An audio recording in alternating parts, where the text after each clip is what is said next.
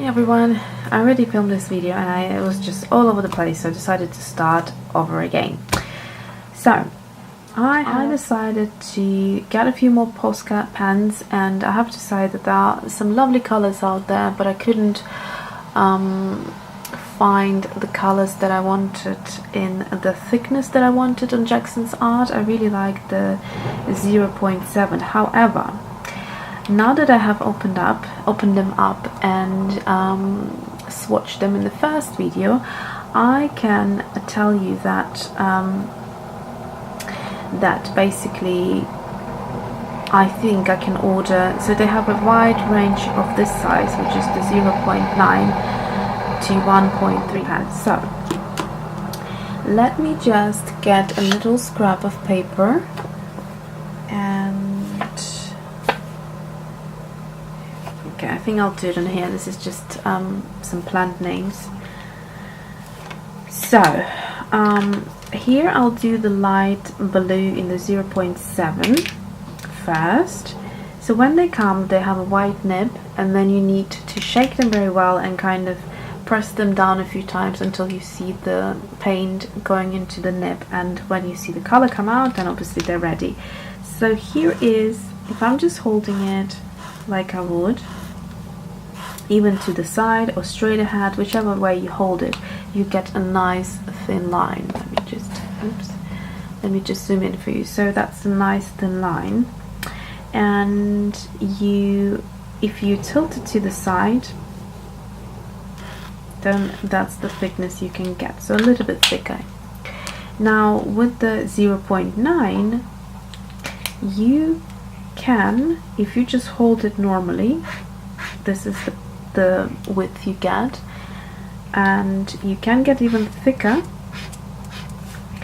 However, check this out, if you hold the pen straight down, you get a very fine line. So you get it as fine as this one here. So these are the two colors, so it's the light blue and light pink. And then I also got three new, let me just zoom out a little bit, three new Dr. P.H. Martin's Radiant Concentrated Watercolors. I was looking for different pinks, and in particular I was interested in these two because they are the lightest ones I could find in their range, and they looked really, really lovely.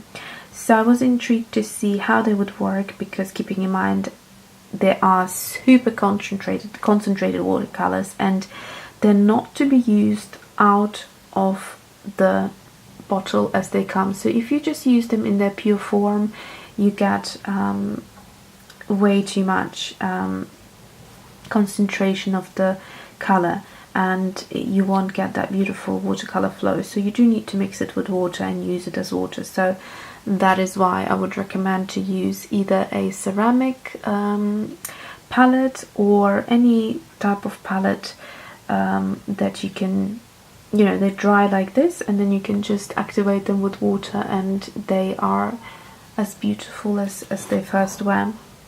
Now back to these three.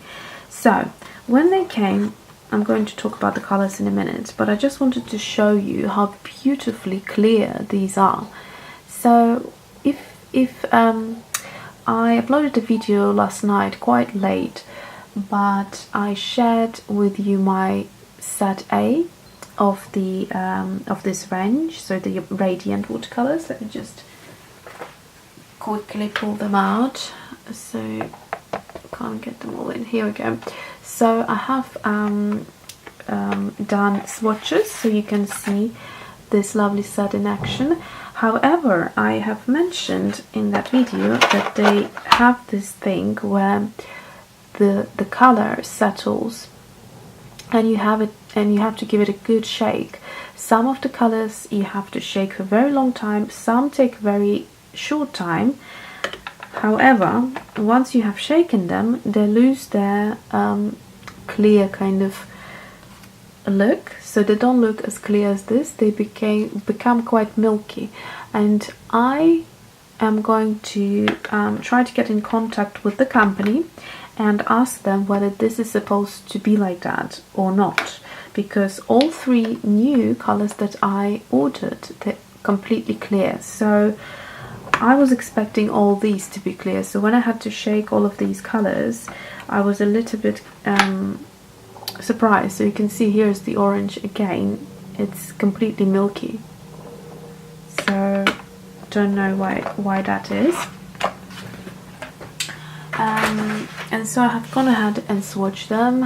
I've swatched them in the video that I just filmed on this piece of paper. So I've used the Winsor & Newton 300 GSM watercolor paper, cold press, and these are the colors. They're quite beautiful. So what I've done is I used them out of my ceramic palette, mixing with water and then diluting them and seeing how pale I can get, to see the variety of depth of the color. And then on the end here I dropped this tiny little drop of the pure watercolor as it comes from the bottle, and you can see that tiny little drop. It wasn't even a big drop, it just was little.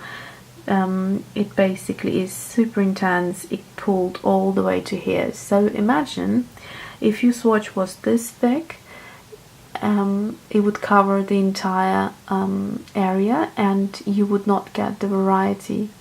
You wouldn't get to see how pale you could get the color. So, and you can see this side is exactly as intense as this side. So the watercolors are super concentrated, so be aware of that. So this is the Tropic Pink. It's from the C set, the color number 39. It's beautiful. If I show you just very quickly, let me find. I've been working on a few things in my sketchbook which I don't want to show you just yet. But let's have a look at the colors from the A set. I've just put them here. You can see these pinks are quite different from the pinks that I have here. So it's a very beautiful pink, stunning pink. So the next one is the Sunrise Pink, which is the palest, and it's an interesting color, definitely is. I don't know how I feel about it or what I was exactly expecting, because it's very different from their intensity levels. However, it's a good pink to have if you don't want to dilute it into a pastel color, but if you want it to be as dark as this, so this would be the darkest you would get. So it's a nice color. It's very vibrant in terms of the actual saturation. However, it's not a bright color. It's just it's a pale, vibrant color. It's hard to explain, but all of their colors have like they seem to have almost a glow to them, that sort of fluorescence. They're stunning. And yeah, this color is another beautiful, it's sort of like a bubblegum pink. So this one is the Tahiti Red. Both of these are from set D, and it's a number 46 and 47. Again, there is nothing like it in the set A. So yeah, I'm happy to have a little addition of pinks. And let's have a look. The last thing that I have ordered is the acetate. Let me zoom out again. So it's the acetate sheets. So these come in a 25 sheets, and I'm trying to say 25 sheets pack. There we go. And the size is 9 by 12 inches. And you can get a bigger size if you need, but that was plenty for me. So this is the A5, I assume, and it's clear. So I needed it for a little project I have in mind, and also actually a couple of things I want to try. So I'm quite excited to try them. So they come with a thin piece of kind of tissue in between, so you can, so they don't stick to one another, I guess. And that is it. So they are not, they're in the middle, they're not super thick, they're not super thin. So that's good. I already gone ahead and cut a piece out, so quite flexible. Yeah, so and they're also good to use as a little palette, which I will make a video soon about it. It's quite an exciting little project of mine, which I have in mind. So that is it, just a couple of things, and I hope this was useful for you if you were thinking of purchasing some of these items and you were in two minds. I hope I helped you to decide. So thanks for watching and see you soon.